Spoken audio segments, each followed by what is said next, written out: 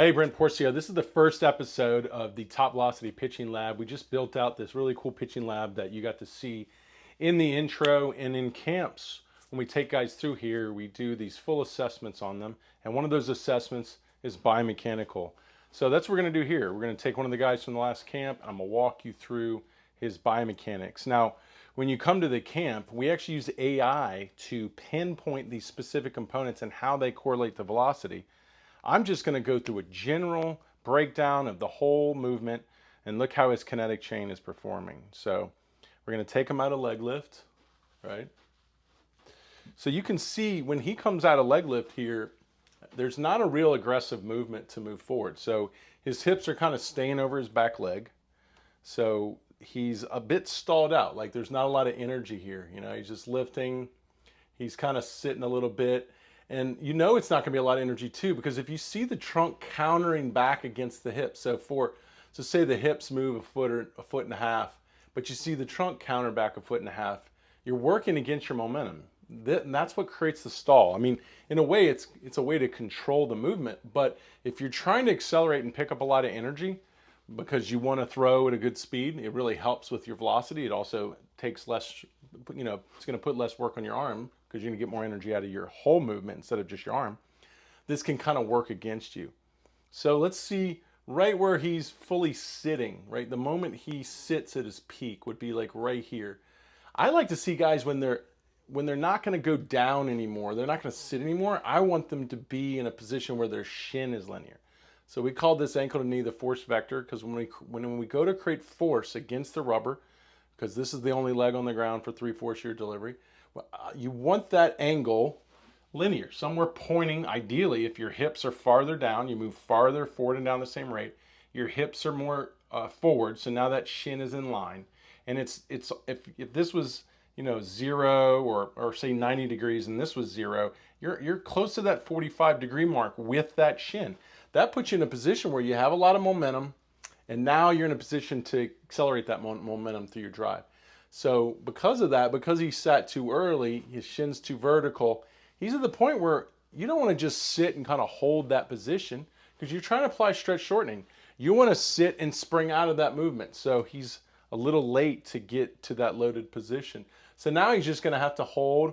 And this is where your energy should be accelerating, and you can see the energy is just pretty much keeping the same speed. So there isn't that really acceleration going into landing, which really starts to work against your velocity. So you can see now he's done a good job of staying closed. He's not like flying open here, but he never gotten that shin angle. I mean, even though now it's there now, but he's already ready to turn the knee in. He's already getting off the back foot. So the weight is already starting to come forward. And once we lose the weight off the back leg, then we're not going to be able to create a lot of power, because power is being able to hold the weight and push into that power.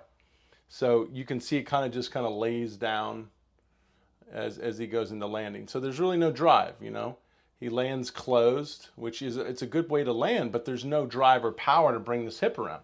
So what happens is you get caught at landing with your hips completely closed. You don't want that, because you don't have enough time at landing to drive your hips around ahead of your shoulders. At landing, your shoulders are ready to throw. So his shoulder's in a great position. He's not pulling his glove. The glove's in line, the arm's cocked, ready to go. But the hips are closed, and they're not being accelerated.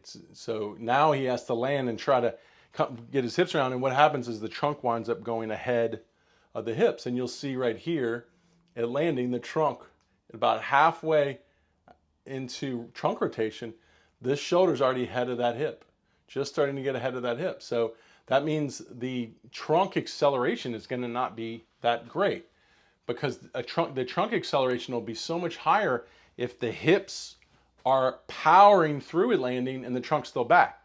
Then it creates that catapult, that whip action, that acceleration, and then the trunk speeds go up. And that's how we use the kinetic chain. We want to create a lot of acceleration to the hips, delay the trunk, so we create a bigger acceleration to the trunk. Same thing with the arm. So you can see at this point here, things aren't really moving forward, which is another indication of there's not a lot of energy. Everything's straight up and down. If he had a lot of momentum, create a lot of power off his drive, he'd be in a more linear front foot position because his stride would have elongated, and then he'd be in a more forward trunk at maximum externation. So everything's straight up and down. You don't want this if you're trying to throw hard because you're not really creating the momentum going forward. His arm, lays back good. It looks clean. The glove's not flying and wailing. It's going straight down. So everything's in a good position to be consistent and locate.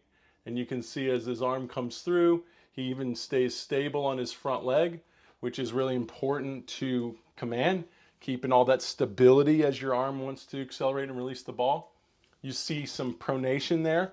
You'd see a lot more pronation if you had more energy. That's why typically the harder we throw, the more we spin, because pronation or pronation acceleration drives spin, right? So everything finished well, but not dynamic enough. So what's really holding him back is not falling forward and down the same rate, not getting the shin angle linear when he's ready to open and drive, not getting much of a drive, which we could see it landing, just kind of turns over. Also, too, the trunk is leaning inward. When we lean inward, all we can do, because we have to correct, we pull back. So when we're pulling that way, we're pulling into rotation. And we don't want to do that to the trunk. We want the trunk to rotate and go forward. So we want to keep the trunk upright, specifically getting close to landing, so we can rotate and go forward. If that trunk is an extended chin back, belly out, and that's not happening when you're leaning over it, then you're not going to be able to push your trunk forward well.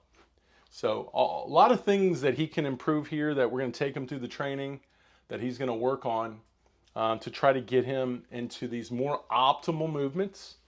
And from there, it's just bigger, stronger, faster. If we can get him optimizing the kinetic chain, now we just get it bigger, stronger, faster, moving a lot more force, a lot more explosive energy through it. So if you like that and you would like to even have your video analyzed here, I'm welcome to take anybody's video. I'd like you to send them with these shots here.